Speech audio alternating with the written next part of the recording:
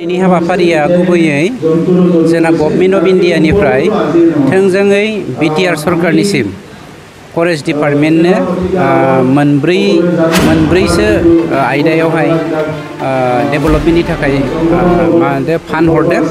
बेनिनो मोनसेया human animal conflict, बेवहाय जोङो मैदेर मोसा जिखुनु जिब जुनारजों माबोरै कनफ्लिक्ट जानानै दाङाबाजि जानानै जोङो जिउ खांनो गोनां जादों बेखौ बन्द खालामनायनि थाखाय सलार फेन्सिं होनायनि, मोनसेया बेरे मोदै फिसिनायनि, मोनसेया काजु बादाम गायनायनि, मोनसेया बिटिआरनि सिगुनफोरखौ रैखाथि होनायनि, आरो गुबुन मोनसेया रायमना नेसनेल पार्कनि नामाव। दा बे मोनबा आयदायावहाय फरेस्ट डिपार्टमेन्टनिफ्राय रां फैदों।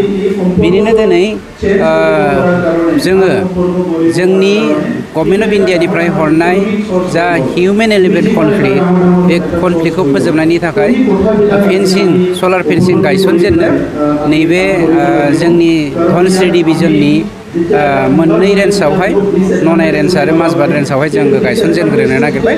दिनैनिफ्रायनो अपेनिं जासिगोन। बेनिखायनो जोङो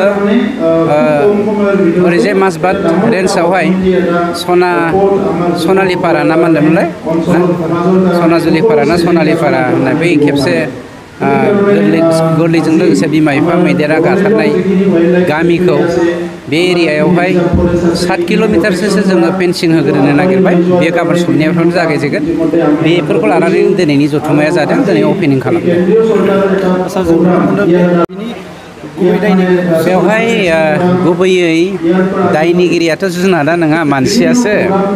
मानोना जोङो गावनि नांगौखिनि हाग्राखौ दाननानैबो नाङैखौबो दाननानै जोङो हाग्राफोरखौ बरबाद खालामजोबदों। स्पेसियेलि जों गुबुनखौ मा दुसिनो, गावनि बर' हारिखौनो दुसिनांगोन। मानोना बर'फ्रा बेवहाय एसे हाग्रा दानलाय, फाननानै गुबुन मोनसे जायगायाव हाग्रा दानैलाय, बिदि दाननायनि जाहोनावनो गासैबो हाग्राया जोबस्रांलांबाय। आरो जोंनि हालामा जे टुरिजिम सेक्टराव खोब डेभेलप जानो गोनां मोनसे हालाममोन, खिन्थु जोंनि मावनाय दांनायनि माखासे गोरोन्थिनि थाखाय जों माबालांदों। दा बेफोरखौनो जोङो फोसाबनो हायै जादों। बेखौ जायखौ जोङो मा होनो मेन मेड डिजास्टार होननानै बुङो। दा मेन मेड डिजास्टारनि थाखायनो हिउमेन एलिफेन्ट कनफ्लिक्टनि जाथायफ्रा माने जाब्रबथायफ्रा बारा जागासिनो थादों। बेखौनो फोसाबनो जोङो नाजादों। आसा खालामदों रायजो राजाफ्रा मैदेरनि लामा बायदिसिनाफ्राव न' लुनायखौ जुदि बन्द खालामोब्ला कनफ्लिक्टफ्रा जोबलांगोन। मानोना जोंनि गभर्नमेन्टआ जेसेबां हायो जों नाजागासिनो दंखायो, खिन्थु मानसिफ्राबो सिनसियारिटि जानायनि सम फैदों। आं मोनसे खोथाखौ बुंनि, आं दाखालिनिफ्राय बे बाथ्राखौ मिडियानि गेजेरजों बुंबाय थाखादों। नोंथांमोननि मिडियायानो फोसावबाय दङ जे बर'लेण्डनि बर'फोरखौ थगायनानै, मालाबा नन बर'फोरखौ थगायनानै BPF आ थांनाय 17 बोसोर रायजो खुंबोखाबाय। मालाबा होनो बर'लेण्डनि बेल एन्ड ब्लकनि हाखौ जों रैखाथि खालामनांगौ, मालाबा होनो बर'लेण्डआव बेल एन्ड ब्लकआनो गैया।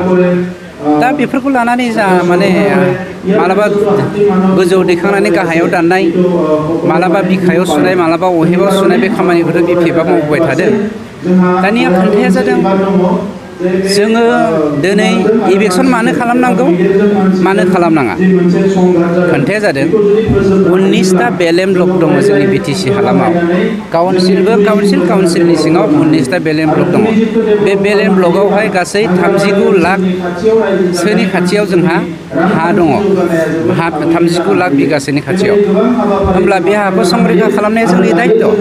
खिन्थु जों बेखौ बुंनो नागिराखै जे काउन्सिलनि सिङाव थानाय गासैबो मानसिया बेल एन्ड ब्लकआव थानो हायो बा थानो हाया। आयेनासो बुंगासिनो दङ। काउन्सिला जोनोम जादों 2003 मायथाइनि 10 फेब्रुवारियाव, खिन्थु जोंनि बेल एन्ड ब्लकआ 1947 मायथाइनिफ्रायनो जाबोनाय। बेल एन्ड ब्लकआवहाय जुदि नोंथाङा हा मोननो लुबैदोंबा, नन ट्राइबेलब्ला बा नन प्रटेक्टरब्ला, बेल एन्ड ब्लक जोनोम जानायनि सिगांनो नोंथाङा बेवहाय हा थानांगोन।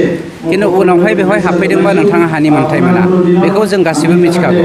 दानिया राजखान्थि गेलेनाया जादों बिसोरो बेलें ब्लक थासेयावबो बेलें ब्लक गैया बयहाबो थानो मोन्थाय मोनो होननानैबो बुङो बेनिफ्राय बिसोरखौ इलेक्सन खालामनांगौ होननानैबो कर्टआव बिथांमोना जमाबन्दी होयो पलिटिक्सखौ सोर खालामदों नोंथांमोनानो बिजिरना नायदो रायजो राजाफ्रा बिजिरना नायदो पलिटिक्सखौ जों खालामाखै ट्राइबेलफोरनि हानि संरैखा होनायनि दायित्वआ जोंनि सरकारनि आरो जोंनि काउन्सिलाव सोर हा मोनो मोन्थाय मोना मोननायखौ जोङो लाखिनानै मोनैखौ होखारनायनि दायित्वआबो जोंनिनो सलार फेन्सिंआ ओरैनो दा मा होनो थार होनायनि सायाव सोनारो वेर होनायनि सायाव दोंथाम होगोन ना दोंब्रै होगोन ना दोंबा होगोन बेनि सायावसो जोंना एमाउन्टआ बिनि प्रजेक्टआ सोलियो दा जोङो जुदि प्रजेक्टखौ बानायनोब्ला थामहिनबा बिनि DPR खौ बानायनोब्ला दोंथामनि होगोन ना दोंब्रैनि होगोन ना दोंबानि होगोन बेखौ नायनानैसो जोङो बिजिरगोन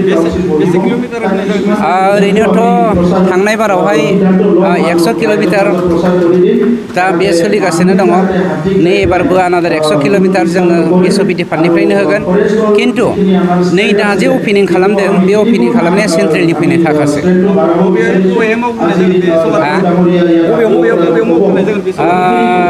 दा सनाजुलि पारा ना मा होनो बेवहाय मोनसे मावगोन गुबुन मोनसेखौ नैबे ननायसर माबायाव रेन्जआव मावनाय जागोन